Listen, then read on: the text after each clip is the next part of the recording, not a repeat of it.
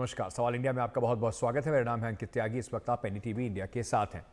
NEET under graduate में लोग लगे धांधली के आरोपों के बीच शिक्षा मंत्री धर्मेंद्र प्रधान से आज कुछ छात्रों ने मुलाकात की। उन्होंने छात्रों को भरोसा दिलाया कि किसी भी हालत में उनके साथ अन्याय नहीं होने दिया जाएगा। शिक्षा मंत्री ने कहा कि सुप्रीम कोर्ट की निगरानी में मॉनिटरिंग हो रही है। ऐसे में जो भी सुप्रीम कोर्ट का फैसला होगा उसके आधार पर आगे की कार्रवाई की जाएगी। बैठक के दौरान कुछ छात्रों ने नाराजगी जाहिर करते हुए कहा कि हम बहुत मेहनत से अच्छे नंबर लाए हैं, ऐसे में दोबारा नीट अंडर ग्रेजुएट की परीक्षा ना कराई जाए।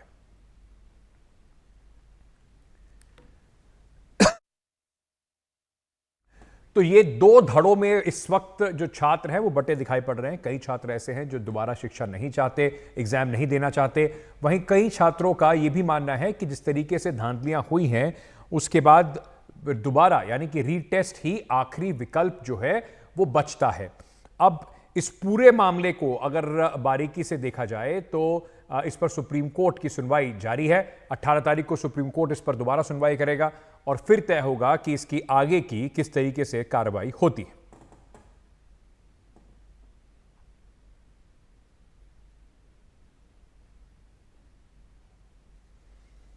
शिक्षा मंत्री धर्मेंद्र प्रधान जब इस शुरुआत में पूरा मामला आया था तो उन्होंने बिल्कुल साफ कहा था कि किसी तरीके का कोई पेपर लीक नहीं हुआ है। उसके बाद कई राज्यों में इन्वेस्टिगेशन है जो इसके ऊपर जारी है। कई छात्र इसके विरोध में प्रदर्शन भी कर रहे हैं और अब ये मामला जो है ये काफ़ी उलझता हुआ नजर आ रहा है।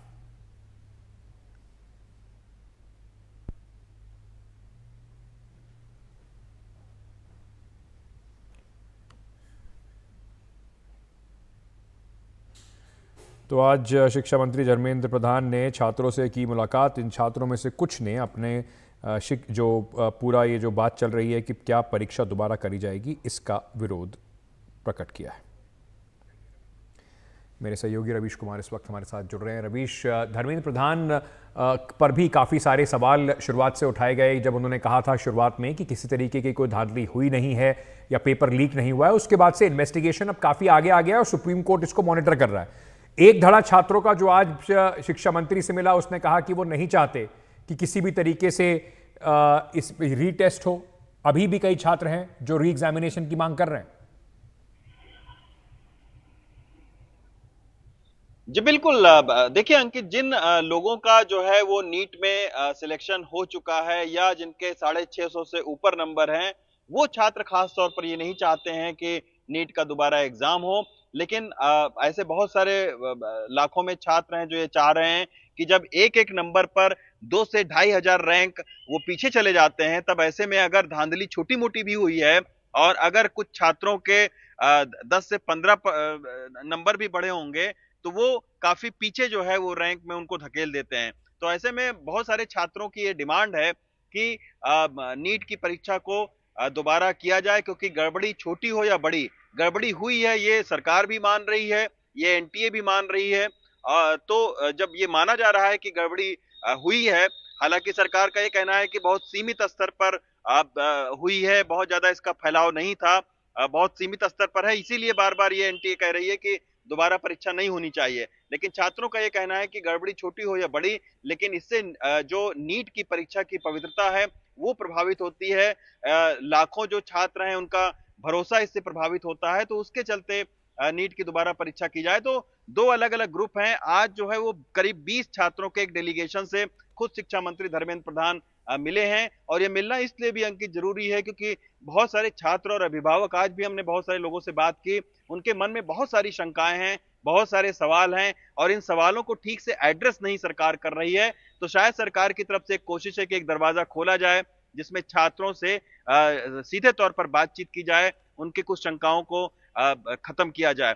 लेकिन जब तक आप इस तरीके की नीट की जो परीक्षा है, काफी बड़ी परीक्षा मानी जाती है, व्यापक परीक्षा है, डॉक्टर इससे बनना है इस परीक्षा के जरिए, तो ऐसे में अगर ऐसी परीक्षाओं में गड़बड़ियों की शिकायतें आ रही हैं 8 राज्यों से और कई सारे सेंटरों से, तब निश्चित तौर पर कहीं ना कहीं जो सरकार की साख है, एनटीए की साख है, वो भी दांव पर लगी हुई है और इसे बहाल करना बहुत जरूरी है। तो इसी के मद्देनजर सरकार ने ये कदम उठाया है कि वो इस तरीके के डेलीगेशन से मिल रही है। जो आपस में बातचीत हुई है उसमें धर्मेंद्र प्रधान ने भरोसा दिलाया है कि आगे से नीट की प्रक्रिया को और ज्यादा पारदर्शी बनाया जाएगा ताकि इस तरीके की शिकायतें ना आए।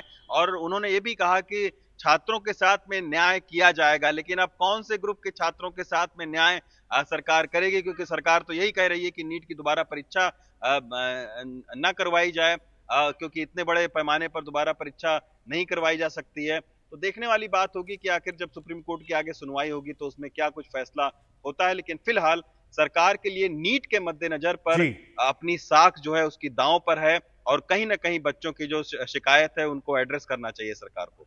बिल्कुल, जैसे रवीश आप बता रहे हैं कि दो मत हैं छात्रों में। अब जिस तरफ भी सरकार जाती है, दूसरा जो एक मत है छात्रों का वो ज़रूर इस पर प्रभावित होगा। साथ ही साथ एनटीए जो नेशनल टेस्टिंग एजेंसी है, सिर्फ नीट की परीक्षा नहीं, काफ़ी सारे एग्जाम्स में अब जिस तरीके की त्रुटियां देखी गई हैं उससे उसकी बात पर भी उसकी साख पर भी एक जो है बट्टा ज़रूर लगा है। बहुत बहुत शुक्रिया रवीश हमारे साथ जुड़ने के लिए। इसी से जुड़ा हुआ एक सवाल है जो आपसे इस वक्त पूछ रहे हैं, जिसको क्यूआर स्कैन को कोड करके आप हमें उसका जवाब एनडीटीवी पर भेज सकते हैं। तो सवाल यह है कि क्या नीट परीक्षा अगर रद्द हुई तो छात्रों का नुकसान होगा? अगर आपको लगता है हां होगा या नहीं होगा, दोनों सूरत में आप अपनी राय एनडीटीवी के साथ इस क्यूआर कोड को स्कैन करके साझा कर सकते हैं।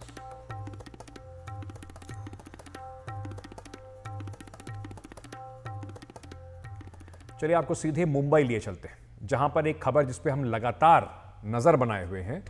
मुंबई की जो Worli hit and run case है उसमें अब लग रहा है कि पुलिस थोड़ी सी चुस्ती आखिरकार उसमें दिखाई पड़ रही है इन्वेस्टिगेशन में। आज दो जो आरोपी है, मीर शाह और उसका ड्राइवर है राज ऋषि, उन दोनों को आज आमने सामने बैठाकर पूछताछ की गई। पूछताछ के दौरान दोनों ने अपनी गलती मानी, लेकिन यह भी कहा कि महिला बम्पर में फंसी थी, वो दिखी ही नहीं। आरोपी मीर शाह ने अपने किए पर अफसोस जताते हुए कहा कि उससे गलती हुई है। साथ ही वर्ली सीजे हाउस से वर्ली सी लिंक तक लेकर जो है क्राइम सीन जिसको कहते हैं, वहां पर पूरा सीन को रिक्रिएट किया गया कि उस दिन क्या घटना घटी थी। कल पुलिस ने मुख्य आरोपी मिहिर शाह को 6 दिन की हिरासत में भेज दिया था। वहीं ड्राइवर को भी कोर्ट में पेश किया गया। इस बीच जांच के कई और जो है वो अहम जानकारियां सामने निकल कर आ रही हैं। मेरे सहयोगी सुनील इस वक्त हमारे साथ जुड़ रहे हैं।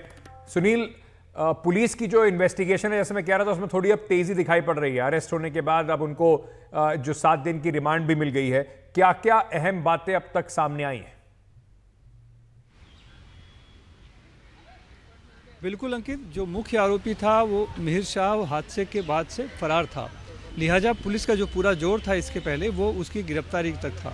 तो 72 घंटे के बाद आखिरकार विरार से गिरफ्तार करने में कामयाब रही और फिर कल कोर्ट में खड़ा करके उन्होंने पुलिस ने रिमांड भी ले ली और रिमांड भी उसे 6 दिन की मिली है।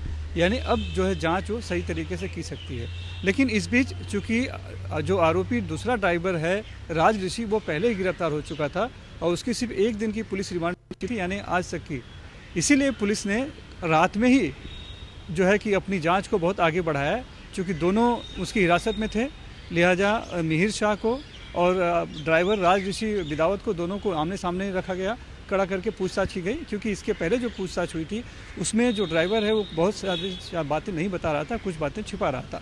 इसीलिए दोनों को जब आमने सामने किया गया तो दूध का दूध और पानी का पानी हो गया।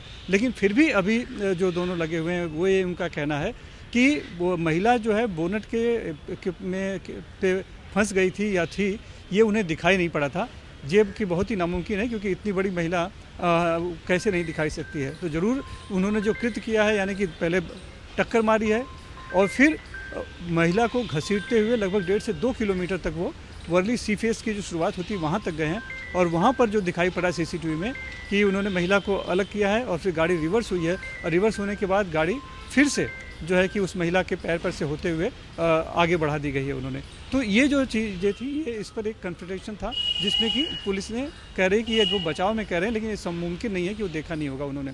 दूसरी बात थी कि दोनों को ले जाके सीन रिक्रिएट करना बहुत ज़रूरी था, लिहाजा पुलिस कल रात में ही दोनों को लेके गई इस पहले सीजे हाउस जहाँ पे टक्कर मारी थी। वहाँ के सब कुछ मौका के पे सब इस्टेब्लिश करने के बाद 2 गाड़ियों में भरकर दोनों को लाया गया वर्ली सीलिंग की जहाँ शुरुआत हुई थी वहाँ पर, और वहाँ पर भी दोनों के साथ रिक्रिएट किया गया। यानी कि पूरी कोशिश जो सबूतों की सब जो कड़ियाँ हैं वो जोड़ने की कोशिश की गई और घटनाक्रम को स्टैब्लिश करने की फिर कोशिश की। उसमें जानकारी ये भी मिली है अभी मिहिर शाह से पूछताछ में कि वो जुहू के बार में तो उसने शराब पी थी, बाद में दोस्तों के साथ घर चला गया था 1:30 बजे। वहाँ पर दोस्तों को छोड़ने के बाद वो जब पिता की मर्सिडीज कार को पार करके अपनी BMW कार से वो निकला है, हालांकि चला ड्राइवर रहा था तब उसने बोरीवली से मलाड के बीच में फिर से शराब पी है और उसके बाद वो मरीन ड्राइव आया है। जो ड्राइवर ने बताया कि वो बहुत ही नशे में था।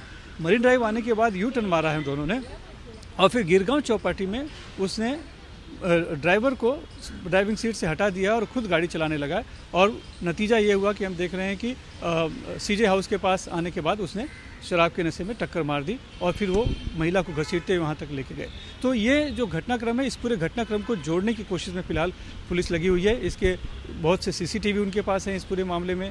कुछ गवाह भी हैं जो कि साथ में गाड़ियां चल रही थी, उन्होंने इशारा भी किया था कि महिला उसमें फंसी हुई है कार में, लेकिन उन्होंने उसको नज़रअंदाज किया। तो जैसा उनका कहना है कि देखा नहीं, वो बात पुलिस मानने के लिए तैयार नहीं है। पुलिस कह रही है कि वो झूठ बोल रहे हैं, लेकिन हाँ, मिहिर ने और दोनों ने अपने टक्कर मार दी थी इस बात को माना है, यानी कि अपराध को स्वीकार कर लिया है और पश्चाताप भी एक तरह से मिहिर ने जताया है कि उसको बहुत उसका पछतावा भी हुआ है और उसको ये डर है कि उसकी वजह से उसका करियर खराब हो जाएगा अब, इसलिए वो भाग खड़ा हुआ था। बहुत बहुत शुक्रिया हमारे साथ जुड़ने के लिए। वहीं संयुक्त किसान मोर्चा ने एक बार फिर से अपना आंदोलन शुरू करने का ऐलान किया है। 16 से 18 जुलाई तक प्रधानमंत्री नरेंद्र मोदी, विपक्ष के नेता राहुल गांधी और सभी सांसदों को किसानों की मांगों का ज्ञापन सौंपा जाएगा।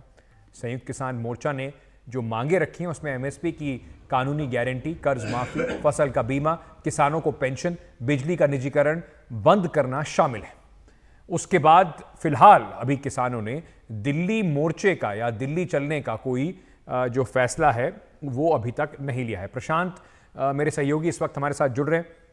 उससे पहले हमारे सहयोगी मोहम्मद गजाली ने किसानों से जो बातचीत की, पहले आपको वो सुनाते हैं। तो आप लोग क्या निर्णय लिए हैं आज? हम लिया है ये आंदोलन को हम दोबारा शुरू करेंगे। लास्ट टाइम हम दिल्ली केंद्रित था, इस बार हम ऑल इंडिया मूवमेंट शुरू करेंगे। सब राज्यों में स्कीम जो है उसको रिवाइव करके राज्य स्तरीय मूवमेंट शुरू करेंगे, उसके बाद उसको आगे आगे दिल्ली में लाएंगे। और कल हाई कोर्ट का भी ऑर्डर आया था कि अब आप बैरिकेड खोल दें। वो तो बैठे अलग है, वो स्कीम से निकाल गया था, 3 लोग था, तो अगर वो जो उसके साथ कोई संबंध नहीं है हमारा। कोई संबंध नहीं है, कोई संबंध नहीं।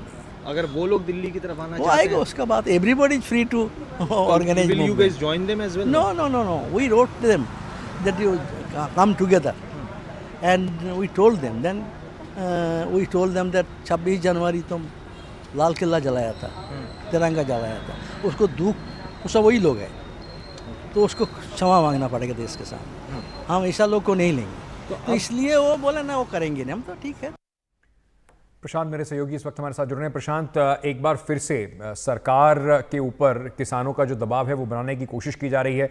लगातार जब प्रधानमंत्री नरेंद्र मोदी तीसरी बार प्रधानमंत्री बने हैं, उसके बाद पहली चीज़ उन्होंने वो किसान जो राशि थी, सम्मान राशि, उसको ही रिलीज़ किया था, लेकिन कहीं ना कहीं किसानों में सरकार के प्रति अविश्वास जो है वो जारी है।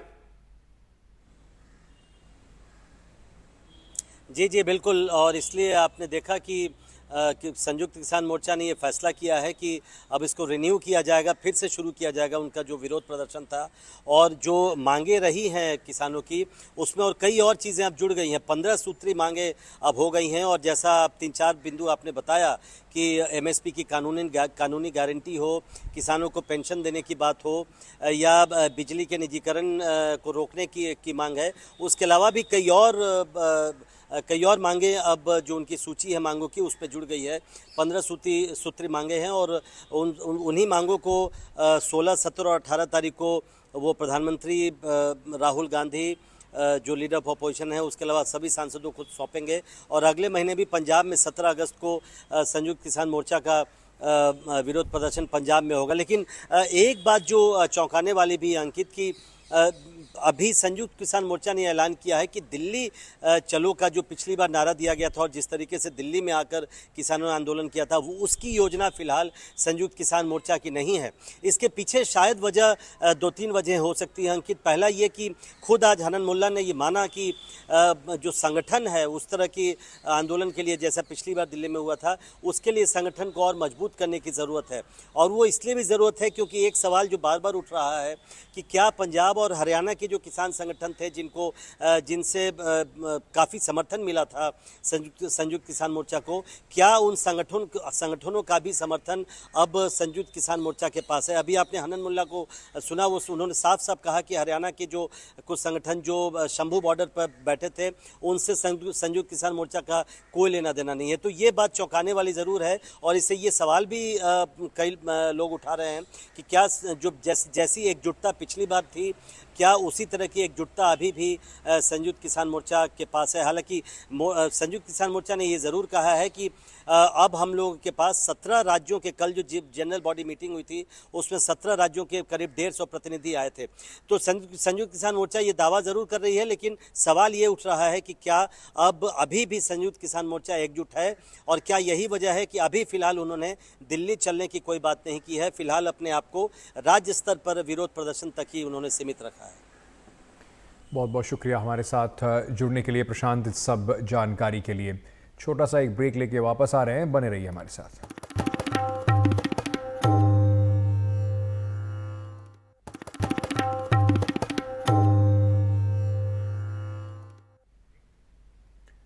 दिल्ली सरकार में मंत्री सौरभ भारद्वाज ने WHO बिल्डिंग के पास ड्रेन नंबर 12 पर बने बैराज का निरीक्षण किया। सौरभ भारद्वाज ने कहा कि पिछली बार यमुना का जलस्तर इतना बढ़ गया था कि ये तटबंध को तोड़ते हुए बैराज से टकराई थी। इसके कारण बैराज टूट गया था। इसे लेकर पूरे साल तैयारी चली है। इस बैराज को नया बनाया गया है। उन्होंने बताया कि अब अगर यमुना का जलस्तर बढ़ता है तो भी ये तटबंध नहीं टूटेंगे। उन्होंने कहा कि पूरी उम्मीद है कि इस बार यमुना का पानी शहर में नहीं घुसेगा।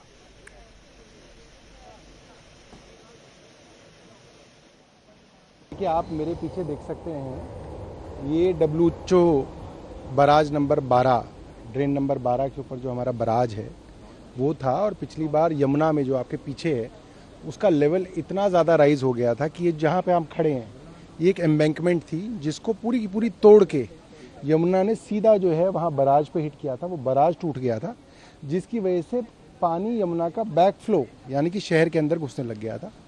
तो इसको लेके फ्लड डिपार्टमेंट की इस साल पूरे साल बहुत बड़ी तैयारियां चली हैं। आप देख सकते हैं मेरे पीछे जो बराज है उसको पूरी तरीके से नया बनाया गया है। उधर की तरफ 32 हॉर्स पावर के 3 पंप्स लगाए गए हैं। हमने उनको चेक किया गया है। अगर आप खुद भी उसका मुआयना करेंगे तो बिल्कुल नई मशीनरी है। एक आप देखें यहाँ पे हमने एक जनरेटर और एक 32 हॉर्स पावर का पंप यहाँ पे हमने रिजर्व में भी रखा हुआ है। वहीं दिल्ली को हरियाणा से पानी देने वाली जो बवाना मुनक नहर है उसकी दीवार कल देर रात टूट गई, जिसके कारण JJ कॉलोनी और उसके आसपास की कॉलोनियों में पानी भर गया। पानी लोगों के घरों में घुस गया, जिसके कारण लोगों को काफ़ी परेशानी और नुकसान का सामना करना पड़ा है। खबर है कि लोगों को निकालने के साथ नहर के टूटे हुए हिस्से की मरम्मत का काम भी चल रहा है। पानी भरने की वजह से यहाँ की लाइट काट दी गई थी। रात भर अपने घरों से बाहर रहे लोगों का गुस्सा साफ दिखाई दे रहा है।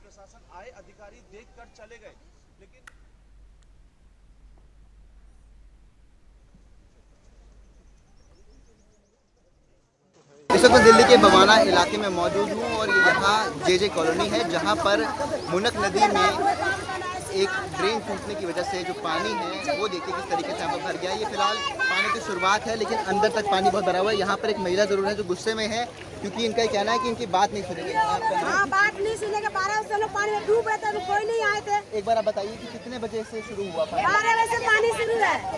रात को 12 बजे? 12 बजे से। हाँ। कितना पानी? इतना पानी था, डुबाव पानी था। घर के अंदर? हाँ, घर के अंदर सबको। लेडीज मर भी गई है पानी के वजह से। फिर क्या कुछ नहीं आया, कोई भी नहीं आया। सबसे पहले सुबह में कोई आया, कोई मंत्री? नहीं, कोई भी नहीं आया। अब पानी थोड़ा कम होना शुरू हुआ है? हाँ, पानी अब कम होना शुरू, जब दमकल उमकल लगाए तो पानी कम है। पहले तो सिखाया सब पीना था सब। और ये जो है ना प्रशासन की पूरी गलती है। प्रशासन को 15 दिन पहले ही बता दिया गया था कि जिस तरीके से ये नहर का जो टूट रहा था तो उसे थोड़ा सा टूटा था, उस पर कोई एक्शन नहीं, कोई कार्रवाई नहीं। पानी का प्रभाव बहुत ज्यादा था?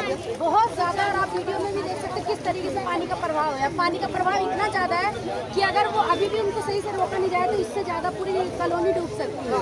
और कॉलोनी में ऐसे लोग हैं, छोटे छोटे बच्चे, यहाँ पे छोटा छोटा घर है, छोटी छोटी गलियां हैं, कहाँ तक लोग निकलेंगे, कहाँ तक अपना सामान निकालेंगे। और इस तरीके से हम तो प्रशासन को यही बोलना चाहते हैं, सांसद जी के अंडर में आता है नहर, सारे हरियाणा सरकार के अंदर में आता है। जब पानी उनसे बोला गया था कि पानी हमें जरूरत है, उस टाइम पानी नहीं छोड़ा गया था। और आज पता चल रहा है कि नहर टूट गई है और पानी गलियों में और घर में डूब जा रहा है, लोग डूब रहे हैं। तो आज पानी में रुकावट में भी उनको टाइम लग रहा है, क्योंकि जो चीज अभी अब देखो इतने सारे लोग हैं, सब परेशान है, इतने लोगों का घर टूट रहे, 2-3 मंजिल में आधा पानी घुस जा रहे हैं। वो कहाँ जाएंगे? रात में 12 बजे अगर मान लो अचानक पानी आता है, उस टाइम नींद के टाइम होता है। नहीं, बत्ती तो पर भागना ही है, क्योंकि यहाँ पे अगर नहीं भागेगा तो करंट फैल जाएगा। बत्ती तो भगाया, ये सही हुआ है, क्योंकि अगर करंट फैल जाएगा तो और लोग मरेंगे। देखिए, अभी हम बवाना का जो एंट्री पॉइंट है मुनक कनाल का, उस पर खड़े हैं। और यहाँ पर कल रात को 12 बजे और 2 बजे के बीच में जो आप देख सकते हैं पीछे, यहाँ पे एम्बैंकमेंट का कुछ हिस्सा ब्रीच हुआ है। और जो पानी मुनक कनाल में आ रहा था, CLC है, ये एक सब ब्रांच है, करियर लाइन चैनल, वो पानी एम्बैंकमेंट टूटने की वजह से बगल के इलाकों में काफ़ी भारी मात्रा में गया है। ये जो कनाल है, ये हरियाणा इरिगेशन डिपार्टमेंट मेंटेन करती है। हरियाणा इरिगेशन डिपार्टमेंट की पूरी टीम यहाँ पे मौजूद है, दिल्ली जल बोर्ड की पूरी टीम यहाँ पे मौजूद है। और जैसा कि आप देख सकते हैं कि ऑलरेडी यहाँ पे रिपेयर का काम शुरू हो गया है। एक तरफ हमने बंद करके पानी का फ्लो रोक दिया है, दूसरी तरफ भी ये पानी के फ्लो को रोका जाएगा। मुनेक नहर आती है जिससे पानी दिया जाता है, उसकी ये घटना अभी हमारे पास थोड़ी देर पहले में पीसी में आने से पहले पता चला है। तो देखिए, जब किसी भी चीज की मरम्मत नहीं होगी, जब किसी चीज का केयर नहीं होगा, तो इसी तरह का समाचार हमको मिलता है। बहरहाल अभी हम लोग अपने स्तर से इसको क्या कर सकते हैं, लेकिन दिल्ली सरकार को इसमें आगे बढ़ना चाहिए और उसको ठीक करना चाहिए, क्योंकि लोग भी बहुत परेशान हैं। हम इसमें जितना सहयोग कर सकते हैं केंद्र से, पूरी करने के लिए आगे बढ़ेंगे। चलिए, तो इस पर अब राजनीति भी शुरू हो गई है। वहीं उत्तर भारत के कई राज्य बाढ़ और बारिश से बदहाल हैं। पहाड़ों में भूस्खलन और फ्लैश फ्लड की समस्या विकराल हो रही है। ताज़ा मामला हिमाचल प्रदेश के चंबा का है, जहां मणिमहेश डल झील में और की ओर जाने वाले रास्ते में कल दोपहर को पहाड़ दरक गए। आजकल जिला चंबा के पूरे जो इलाके हैं वहाँ पर मणिमहेश में भगवान शिव जी का दर्शन करने के लिए बड़ी संख्या में यात्री वहाँ पहुँचते हैं। फिलहाल रास्ते को बंद कर दिया गया है और सड़क को चालू करने की कोशिशें जारी हैं।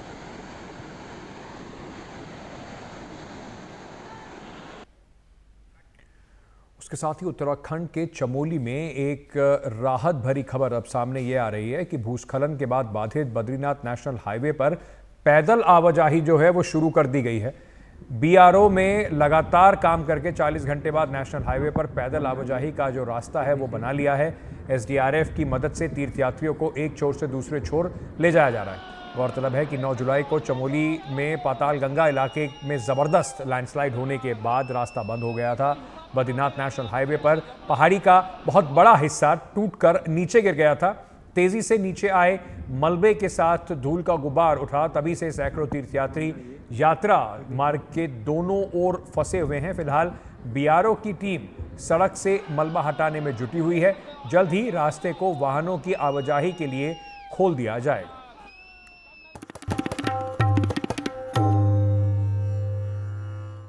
ताकत का नशा कैसे अधिकारियों पर चढ़ता है, उसकी ये जीती जागती कहानी महाराष्ट्र से आ रही है, जहां पर महाराष्ट्र कैडर की ट्रेनी IAS, अभी तक पोस्टिंग भी नहीं हुई है, ट्रेनी जो IAS हैं अफसर पूजा खेड़कर एक बार फिर से विवादों में घिर गई।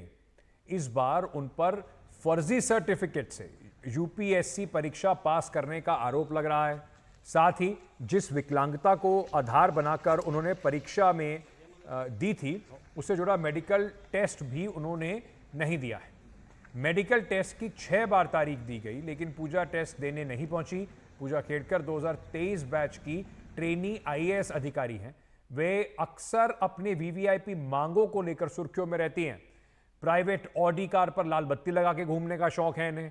वीआईपी नंबर प्लेट इन्होंने मांगी। उसके साथ साथ एक ऑफिस, घर, यानी कि ट्रेनी आईएएस ऑफिसर को जो जो चीज़ें नहीं मिलनी चाहिए सुविधाएं, उन सब की इन्होंने डिमांड कर डाली। उन्होंने यूपीएससी पास करने के लिए जिस कोटे का इस्तेमाल किया, वो इस कोटे की हकदार नहीं थी, ऐसा आरोप इन पर लगा है। फिलहाल प्रशिक्षण पूरा होने से पहले ही इन्हें मध्य महाराष्ट्र के वाशिम जिले में ट्रांसफर कर दिया गया है। पुणे से आज वाशिम पहुंचकर उन्होंने जिलाधिकारी से मुलाकात की। Ma'am please wait. I am not authorised to speak anything right now, so I can not comment on this. Ma'am आज अपन ज्वाइन करना है। Oh, I'm very happy to join in Washington district. अच्छा। I'm looking forward to working in. अच्छा। The government rules do not allow me to speak anything on this matter. So I'm sorry, I cannot speak anything.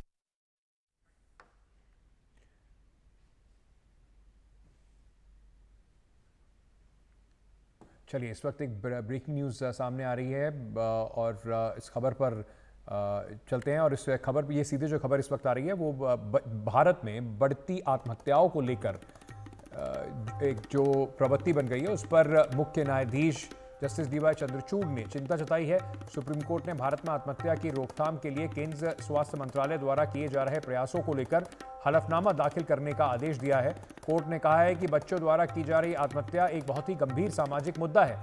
इसको रोकने के लिए केंद्र स्वास्थ्य मंत्रालय को निर्देश दिए हैं कि वे भारत में आत्महत्या रोकने के लिए जो रोकथाम करते हैं, उसके जो उपाय हैं, उनके बारे में सुप्रीम कोर्ट को अवगत कराएं।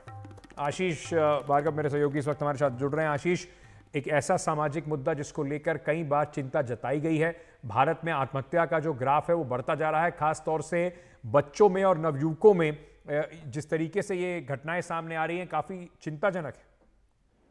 जी बिल्कुल, देखिए यही आंकड़े पिटिशनर है वकील गौरव बंसल, उन्होंने सुप्रीम कोर्ट के सामने रखे थे आरटीआई का हवाला देते हुए कि अकेले दिल्ली में ही 2014 से लेकर 2018 के बीच 18 साल से कम 400 बच्चों ने खुदकुशी की थी, तो आत्महत्या की थी। तो उसको लेकर ये पिटीशन है कि सुप्रीम कोर्ट डायरेक्शन जारी करे, ऐसे मुद्दों पर सरकार को मुखर होना चाहिए। और चीफ जस्टिस डीवाई चंद्रचूड़ की बेंच ने इस याचिका पर सुनवाई की है और चीफ जस्टिस ने कहा कि ये मुख्य अहम सामाजिक मुद्दा है और इसको लेकर जो स्वास्थ्य मंत्रालय है, केंद्रीय स्वास्थ्य मंत्रालय, उसको कहा है कि वो क्या क्या कदम उठा रहा है बच्चों की में आत्महत्या को रोकने के लिए, वो तमाम जो है जो कदम है जो उन पर उन्हें दाखिल करें, हलफनामे के जरिए एक स्टेटस रिपोर्ट भी दाखिल करें। तो एक अहम ये मुद्दा है। हमने देखा है पिछले दिनों किस तरीके से, चाहे वो कोटा हो या कहीं और हो, किस तरीके से बच्चों में जो खुदकुशी की घटनाएं, जो आत्महत्या करने की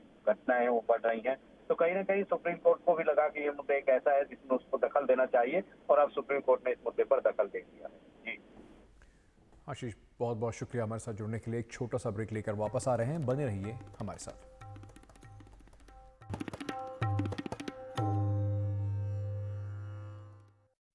वित्त मंत्री निर्मला सीतारमण 23 जुलाई को लोकसभा में मोदी सरकार के तीसरे कार्यकाल का पहला बजट पेश करेंगी। इससे पहले प्रधानमंत्री नरेंद्र मोदी आज देश के बड़े अर्थशास्त्रियों के साथ उन्होंने बैठक की। नीति आयोग में हुई इस बैठक में नीति आयोग के वाइस चेयरमैन सुमन बेरी एक प्रेजेंटेशन भी उन्होंने दिया।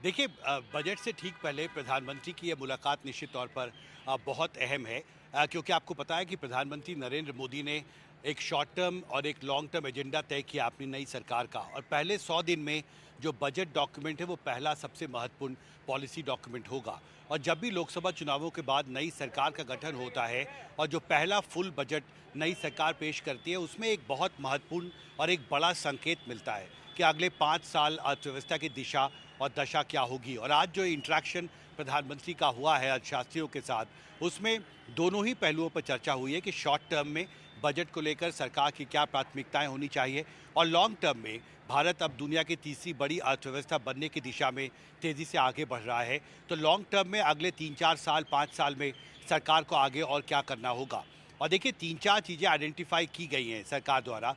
पहला है कि आर्थिक सुधार का जो एजेंडा है उसे आगे बढ़ाना। कई राज्यों ने श्रम सुधार के जो नए कानून थे उनको अभी तक लागू नहीं किया है।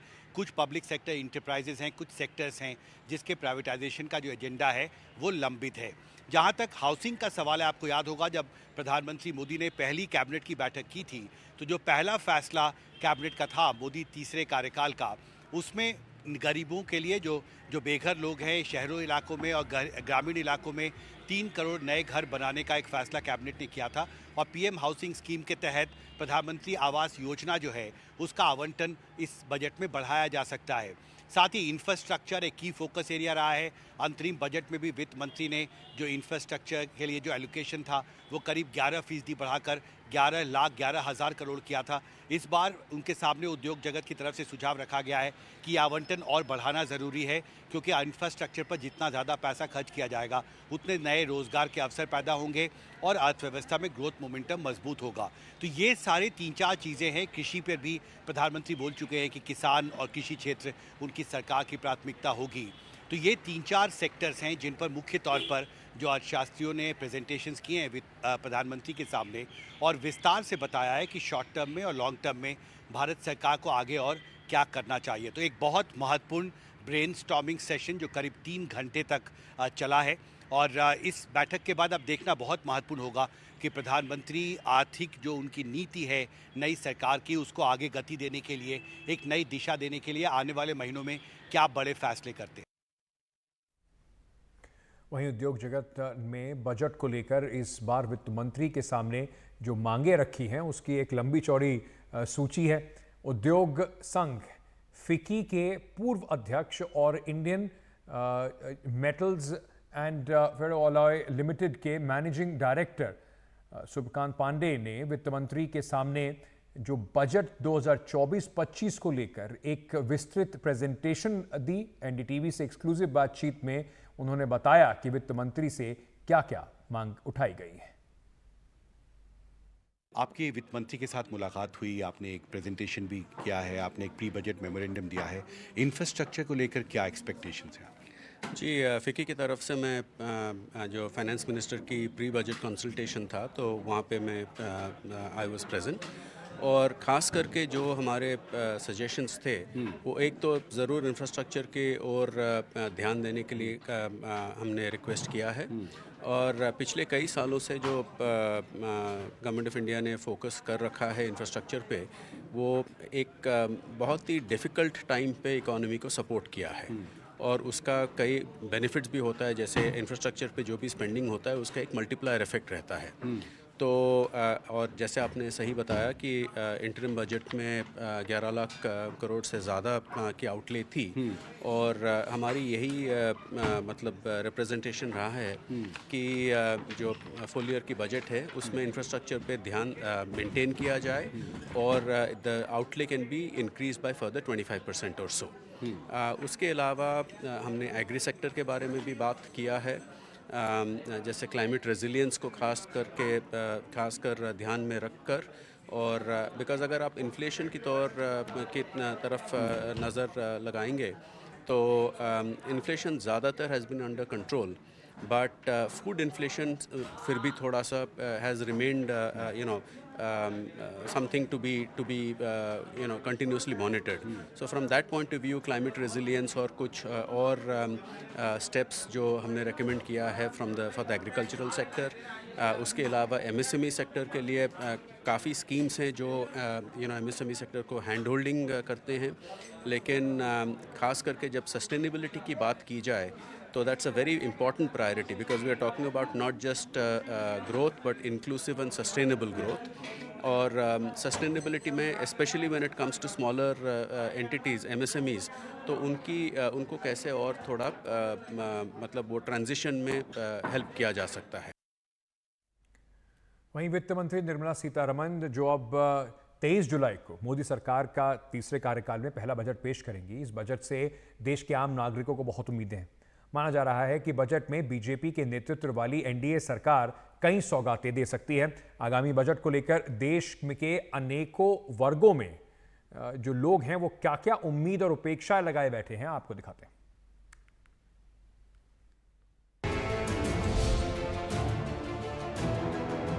बजट से I am a youth, I am 18 years old. So मेरा बजट से बहुत एक्सपेक्टेशंस है। अभी फर्स्ट ऑफ ऑल एजुकेशन पे आता है। गवर्नमेंट ने इस साल एजुकेशन के लिए 1,13,000 करोड़ रुपीज़ अलॉट किया है, but in my humble opinion इतना पैसा I don't think so education में आता है। If you go into the tier 2 and tier 3 cities, उधर जो केंद्रीय विद्यालय के कंडीशंस है वो कंडीशंस इतने अप टू डेट नहीं है। So the main thing the government should focus on is the quality of education that they are providing to the youth. तो गवर्नमेंट को अपना बजट एलोकेशन थोड़ा प्राइवेट स्कूल्स की तरफ करना चाहिए ताकि वो बच्चों को स्टॉक मार्केट के बारे में स्कूल्स में सिखा सके। रूरल एरियाज़ में ही वो लोग छोटे छोटे एम्प्लॉयमेंट का कुछ कर सकते हैं, आइदर गिवन स्यूइंग और पैड बनाना सिखाओ। आपने पैडमैन की मूवी देखी होगी जिसमें अक्षय कुमार ने उनको फ्रीबीज दिया था, उनको पैड दिया था, बट साथ में ही उन्होंने मतलब वो जो विमेन है उनको पैड बनाना सिखाया था। तो ऐसे ही मैं एक्सपेक्ट करती हूँ कि गवर्नमेंट को सिर्फ फ्रीबीज ना दे, क्योंकि आप फ्रीबीज दे रहे हो दैट मीन्स दैट आप पॉवर्टी हाईलाइट कर रहे हो इंडिया की। ओके, फ्रीबीज देना is not a good thing, but I would say that pads दो, लेकिन उसके साथ साथ आप उनको बताओ भी, उनका अवेयरनेस करो एंड उनको बताओ कि ओके ये क्यों इम्पॉर्टेंट है, और उनको एम्प्लॉयमेंट दो बेसिकली। इंडिया में जो ब्रेन ड्रेन है कि यहाँ के लोग सोचते हैं कि स्कूलिंग इंडिया से कर ली, थोड़ी सी पढ़ाई हो गई, पर उसके आगे कॉलेजेस का क्या। इंडिया में कॉलेजेस में उतना रिजर्वेशन या उसकी वजह से जो वो हट जाता है कि जनरल वाले नहीं, तो ज़्यादातर लोग फिर बाहर आईवी लीग कॉलेजेस या और बाहर की टॉप यूनिवर्सिटीज़ में जाना चाहते हैं।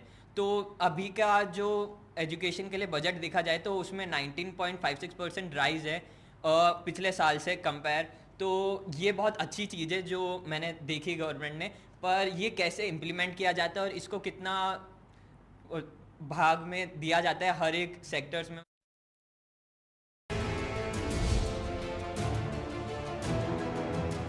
जो बजट आने वाला है उससे मेरी छोटी छोटी एक अर्बन फीमेल होने के कुछ एक्सपेक्टेशंस हैं। पहली चीज़ तो ये कि जो धर्मशालाओं पे और हॉस्पिटल्स के रूम पे जीएसटी लगे हुए हैं, हमारे यहाँ लोग पेरेंट्स बूढ़े हो रहे हैं और भी कुछ रिलेटिव्स हैं वो आते हैं, तो उस पर जो जीएसटी लग रहा है अगर उसमें कुछ सरकार रियायत दे सके, और जितने डेयरी प्रोडक्ट्स हैं उन पे जो पैकेज्ड फूड्स पे जीएसटी लग गया है उस पर सरकार रियायत दे। मेरा मोदी सरकार से इस जो बजट आने वाला है उससे ये उम्मीद है एक सैलरीड एम्प्लॉय से कि जो हमें इंटरेस्ट का डिडक्शन हाउसिंग लोन में जो हम पे करते हैं उसका न्यू टैक्स रिजाइम में अभी तक कोई बेनिफिट हमें नहीं मिलता है। अगर आप न्यू टैक्स रिजाइम में जाते हैं तो उसमें आपको उसका कोई डिडक्शन का बेनिफिट नहीं मिलेगा। तो मोदी सरकार से हमें यही गुजारिश है या एक्सपेक्टेशन ये है कि हमें इस इंटरेस्ट का बेनिफिट मिल सके। मैं ये बताना चाहूँगी मोदी सरकार से कि 2016 में 8वां वेतन करके प्रपोज्ड हुआ था, वो अभी तक आया नहीं है, जो कि हमारे सैलरीड पर्सन जो हैं उनके लिए एक अच्छी अपॉर्चुनिटी क्रिएट करता। तो मैं चाहूँगी कि मोदी सरकार इस पे काम करे और इसे लेकर आए जिससे कि जो सैलरीड पर्सन हैं उनको भी बेनिफिट हो सके, उस पे कायदे से काम किया जा सके। जिन लोगों का एमएसएमई में रजिस्ट्रेशन है, जो लोग रजिस्टर्ड हैं एमएसएमई, तो अगर रजिस्ट्रेशन है उनका एमएसएमई में तो सरकार से ये उम्मीद है कि उनको चाहे नया बिज़नेस है या पुराना है, उन्होंने नया रजिस्ट्रेशन कराया या पुराना है, उनको लोन की सुविधा दी जाए। और लोन भी ये नहीं कि कागज़ी कार्रवाई में सिमट के रह जाए। कभी कभी ऐसा होता है लोग दौड़ते रहते हैं और उनका काम ही नहीं होता है, आज तारीख दी गई, कल आइएगा, परसों आइएगा, ये सब नहीं होना चाहिए। अगर कोई बिज़नेस करना चाहता है, आगे बढ़ना चाहता है, उसने अपना रजिस्ट्रेशन भी करा रखा है, तो उसको लोन फास्ट ट्रैक के उस पे दिया जाए कि काम जल्दी से जल्दी हो और उनको फंसाया ना जाए कि बैंकों के चक्कर लगाते रहते हैं लोग और नहीं हो पाता है, फिर आखिरी में कोई तो हार मान के बैठ जाते हैं, किसी को मिलता है और किसी को नहीं मिलता है।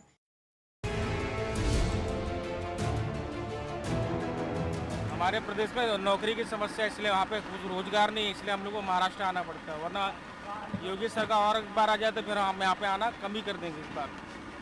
हाँ, बनाना चाहिए वहाँ के लिए रोजगार। अभी मैं ग्रेजुएट हूँ, वहाँ पे कोई काम ही नहीं है, यहाँ पे मुंबई में ही बेच रहा हूँ, इसलिए नौकरी नहीं कहीं, इसलिए मैं अपना धंधा कर रहा हूँ खुद का। सरकार को आप लोगों के लिए बनाना चाहिए योजना कुछ ना कुछ। आप कहाँ से हो सर? राजस्थान। काम न करने की नौबत है? नहीं, शुरू से पहले से यहाँ पे मुंबई में जॉब करते हैं, इसके लिए यहाँ पे करना पड़ता है। कितने सालों से हैं यहाँ पे? मेरे हो गए 10 साल से ऊपर हो गए। 10 साल से ऊपर। सरकारी योजनाओं का लाभ मिल रहा है आपको? हाँ मिलता है, गाँव में मिलता है, गाँव में सब कुछ मिलता है। पीएम आवास योजना में मेरा मकान भी आया है। तो क्या आप सरकार की इन योजनाओं पे क्या कहोगे? ठीक है, अभी राजस्थान की योजना जो भी है ठीक चल रही है। सरकार की जो आवास पीएम आवास योजना है या आयुष्मान भारत योजना है, ऐसी योजनाएं जो गरीबों को मिल रही हैं, तुम लोगों को हासिल हुई हैं, तो क्या कहना चाहोगे सरकार की इन योजनाओं को लेके और क्या सरकार कर सकती है? उसके हिसाब से ठीक है। सरकार जो घर दे रहा है सबको, तो गरीबों को घर दे रहा है तो गरीबों के लिए ठीक है। कहाँ गरीबों बोल रहे हैं कि भलाई नहीं करता, भलाई तो करता ही है। चौल गाँव गेहूँ ये सब तो मिलता ही रहता है। आपको घर मिला? मिला। रोजगार यूपी में होता तो हम यहाँ से थोड़ी आते हैं। अब रोजगार नहीं है तो भी यहाँ आ रहे हैं। आपकी कमाई कितनी कर लेते हैं, कितना बचा पाते हैं, कितना खर्च करते हैं, क्या है उसके बारे में बताइए। कमाई वही है कि बस खाना पीना, बस वही इतना है। और कितना कमाई है, कमाई करना। तो सरकार क्या करे आप लोगों के लिए? आपका वर्ग कितना मतलब सरकार वही करे, रोजगार दे तो हमें आना। सरकार अगर हमारे लिए वहाँ हर सुविधा देगी तो हम लोग वहाँ काम करेंगे। वहाँ भी अपना जैसे 10 रुपया यहाँ कमाते हैं, वहाँ 5 ही कमाएंगे तो 5 में पूरा होगा। यहाँ आने की क्या ज़रूरत है? अपना किराया भाड़ा हर चीज़ खाना पीना सब उसमें चला जाता है पूरा। हमें जो है उत्तर प्रदेश में अगर लाइट की व्यवस्था अगर बेहतर मिले, जो हमारे मुख्यमंत्री हर बार सरकार जो बनती है बोलते हैं रोज़गार देंगे, मतलब ना रोज़गार देते हैं ना कुछ देते हैं, खाली वैकेंसी निकालते हैं जो वो भी लीक हो जाती हैं। और उसके बाद हमें 1500 किलोमीटर चल के यहाँ जो है मुंबई आना पड़ता है। और उसके बाद हम लोगों को यहाँ मतलब अपने यहाँ से आके यहाँ काम करते हैं। अगर हमें वहाँ अगर लाइट की व्यवस्था अगर बेहतर मिले तो हम लोग ये काम जो यहाँ कर रहे हैं मुंबई में हम वहाँ कर सकते हैं।